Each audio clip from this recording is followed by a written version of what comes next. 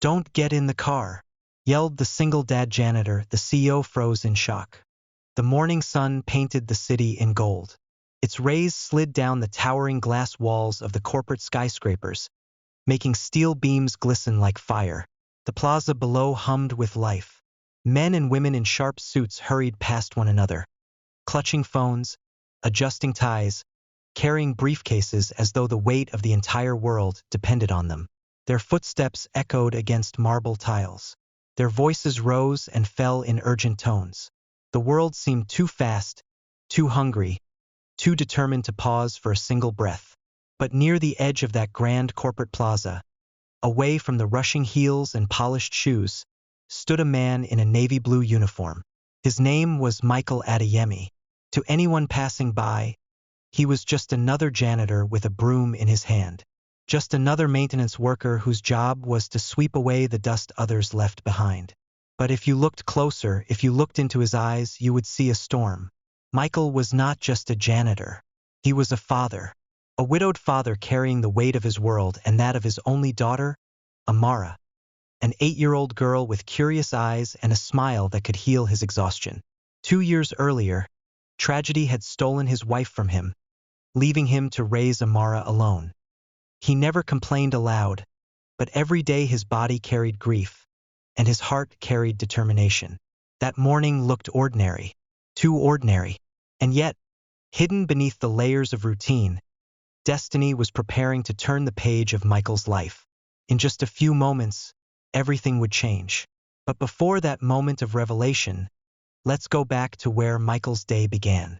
The alarm buzzed at 5 a.m. inside a small, dimly lit apartment on the quieter side of the city. The walls were cracked, and the paint had faded. The floor creaked beneath worn-out rugs. Michael's bed was little more than an old mattress pushed against the wall. But it was enough, because on that mattress, tucked under a faded pink blanket, slept Amara, his reason for breathing. Her little arms were wrapped tightly around a stuffed rabbit with one missing ear. Her hair curled wildly in every direction, a crown of innocence untamed by time. Michael often found himself awake long before the alarm, lying on his back, staring at the ceiling that bore the weight of his hopes and fears. He would turn his face toward his daughter, watching the gentle rise and fall of her chest, and whisper prayers he wasn't sure anyone heard. That morning was no different. He reached out and brushed a strand of hair away from Amara's face. "Wake up soon, my star," he whispered. "Your future will shine brighter than this little room. I promise." Promises. He made them every morning, not because he knew how to keep them, but because he had to believe. He had to give her something to hold on to. Michael moved quietly into the kitchen. The cupboards were nearly empty, but he made breakfast with what he had. 2 slices of toast, a boiled egg, and a glass of milk he had stretched out by diluting with water. On the side, he packed Amara's lunchbox with even greater care, slipping in a small handwritten note. Just a simple smiley face with the words, "Daddy loves you. Dream big." By the time Amara woke up, rubbing sleep from her eyes, Michael greeted her with a smile that masked his fatigue. "Good morning, Daddy," she said softly, holding her rabbit by the ear. "Good morning, sunshine," Michael replied. He kissed her forehead and set the plate before her. "Eat up. Today is your day to shine." She giggled, though she didn't know what he meant. For her, every day was just another day of school. But for Michael, every day was a battlefield where he fought invisible wars. Against poverty, against loneliness, against despair. By 6:30 a.m., Michael was at the corporate tower. The building stretched into the sky like it wanted to touch heaven itself. Hundreds of employees streamed through the rotating doors, each one dressed in power, ambition, and urgency. Michael walked among them unnoticed. His uniform and broom rendered him invisible, like background scenery no one cared to acknowledge. And yet, while others looked past him, Michael looked closely at everything. Years of scrubbing floors and polishing windows had trained his eyes to see the details no one else bothered to notice. A stain on a rug, a crack in a window, a flicker in a light bulb.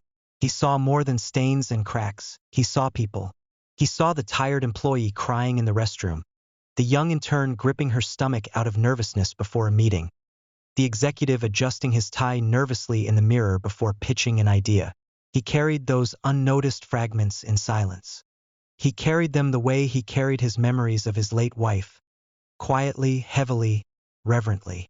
Around 8 a.m., the courtyard stilled slightly as a sleek black car pulled up to the curb. All eyes shifted because this was not just anyone. This was the arrival of Clara Knight, the CEO. Clara was in her mid-30s, a woman whose name carried both admiration and fear. Her rise through the corporate world had been nothing short of meteoric. To her employees, she was sharp, commanding, always in motion, always untouchable. Her heels clicked against the marble floor like a metronome of authority. Her eyes scanned everything, yet softened for nothing. Michael watched her with the same detached gaze he gave every powerful figure. He admired her drive from a distance, but to him, she was just another person he cleaned up after. Their worlds could not have been further apart, or so he thought. That morning, Clara walked briskly into the building, flanked by assistants and guarded by security. Conversations hushed as she passed, and then resumed when she disappeared behind the glass doors. For everyone else, it was just another Monday. For Michael, it was the beginning of something he couldn't yet name. By mid-morning, Michael was sweeping the outer courtyard again. The sun was brighter now, casting harsh reflections against the polished steel of parked cars. Employees bustled in and out of the building. Michael moved slowly, his broom scratching against stone tiles, his ears tuned to the rhythm of the place. And then his instincts stirred. Clara was stepping back out of the building, her pace as confident as always, her eyes locked on the sleek black sedan waiting by the curb. But something tugged at Michael's attention. The car looked polished, flawless under the sun. Yet, his trained eyes spotted a detail most would have ignored. A faint wire trailing from beneath the driver's side door, nearly invisible in the shadow. He frowned. His gaze shifted upward to the man behind the wheel. Michael had seen the regular chauffeur many times before, a tall man with calm eyes. This was not him. The man behind the wheel was different.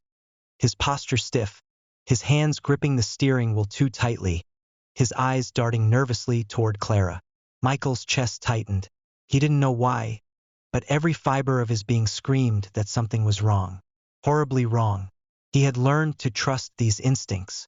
They had carried him through the loss of his wife, through nights of hunger, through years of raising a child alone in a world that often looked past men like him. And now, those instincts shouted louder than ever. Danger. Michael's hand froze around the broomstick. His heart began to pound in his ears. The noise of the courtyard seemed to fade into silence. Every second stretched like eternity. Clara was only a few steps away from the car door. Fear clawed at his throat. Her hand was already rising toward the handle. Forward. And then, he dropped the broom. The broom clattered against the stone tiles, startling a few employees nearby. Michael didn't care. His chest was tight, his pulse a drumbeat of fear and urgency. He broke into a run. His worn boots slapped the pavement, echoing across the courtyard. With every stride, he shouted, his voice tearing through the morning air like a siren. "Don't get in the car." The words cut through the buzz of conversations, slicing through the air sharper than glass. The courtyard froze. Executives stopped mid-sentence. Interns clutched their folders tighter. Security guards turned their heads in confusion.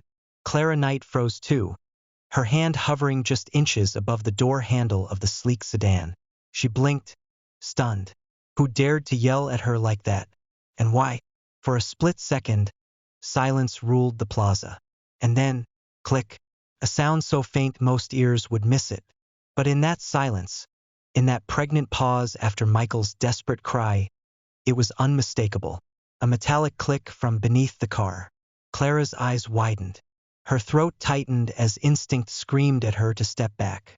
She didn't know what was happening, but the fear in Michael's face was undeniable.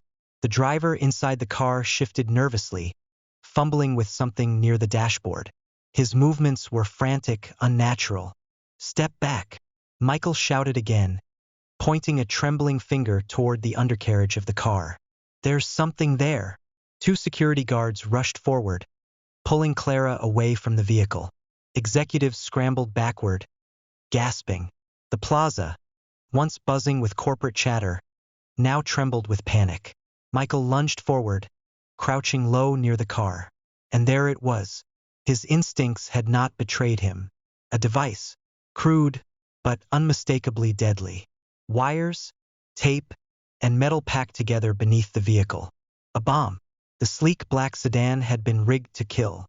Had Clara opened that door, had she stepped inside, the explosion would have ripped through the courtyard, shattering glass, tearing lives apart. But because one man saw what others ignored, disaster was stopped in its tracks. Panic erupted like wildfire. Bomb! Everyone back! A guard shouted. Screams filled the air as people bolted toward the building, stumbling over briefcases and scattering papers across the courtyard. Some cried, others prayed, all desperate to escape the looming threat. The driver, the imposter, tried to bolt from the car, but two guards tackled him to the ground. He fought, snarling, but the weight of trained men pinned him against the stone. Clara stood several feet away now, shielded by her chief of security. Her face was pale, her chest heaving. For the first time in years, the woman known for her unshakable composure was trembling. And all the while, Michael remained kneeling near the vehicle, pointing, shouting directions to the guards. His voice carried urgency but also clarity, as though every ounce of his fear had been burned into focus. There, by the wire. Don't touch it, he warned. Bomb specialists were called. Sirens wailed in the distance as police vehicles and emergency units sped toward the building. Michael backed away slowly, his hands raised, his face still locked in that mask of desperation. Within the hour, the device was disarmed. The driver was dragged away in handcuffs, spitting curses and threats. The courtyard, though shaken, was safe. Employees whispered in huddled groups. Some cried tears of relief. Some stared at Michael, still unable to process what had just happened. And Clara Knight? She stood just a few feet away from the man who had saved her life. She studied him, really studied him, for the first time. The worn boots, the uniform stained with soap and dust, the tired lines around his eyes, the calloused hands that held a broom only hours earlier. A janitor, the man everyone walked past every single day without a second glance. And yet, today, the same man had seen what no one else did. He had shouted when others stayed silent. He had acted when hesitation could have cost lives.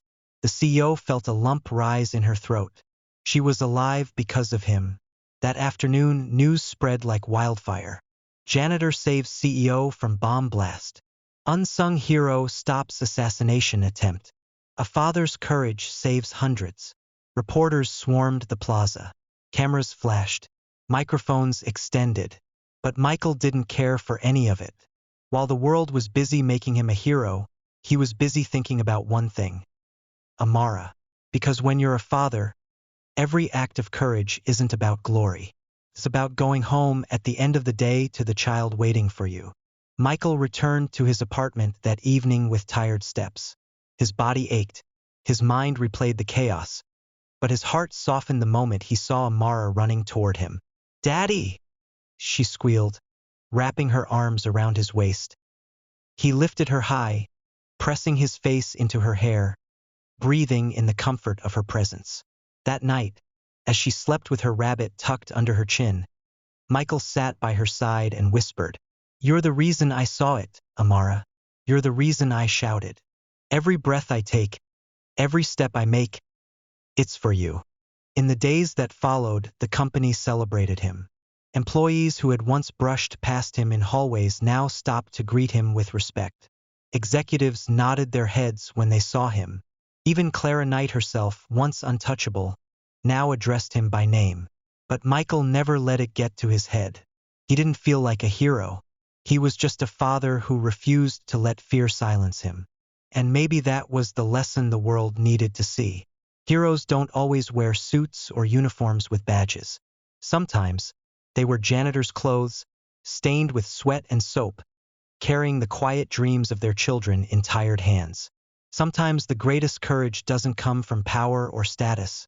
but from love. My friend, let me ask you something. What would you have done in Michael's place? Would you have trusted your instincts? Would you have shouted, risking embarrassment, risking punishment to save another life? Or would you have stayed silent, hoping someone else would notice? This story reminds us that courage often lives in the most ordinary people, and that love, especially a parent's love, can turn fear into bravery. If Michael's story touched your heart, I invite you to do something simple but powerful, like this video, because when you do, it tells the world that kindness matters. Share it with someone who might need hope today, because you never know whose heart you'll inspire. Comment below. What does courage mean to you? I'd love to hear your thoughts. And don't forget to subscribe to Tales by Nanya, where we bring you more stories that remind us all of one truth. Ordinary people can make an extraordinary difference, because in the end, courage isn't about being fearless. It's about acting in spite of fear. It's about speaking up when silence could destroy. And maybe, just maybe, it's about a janitor named Michael who shouted 3 life-saving words. Don't get in the car.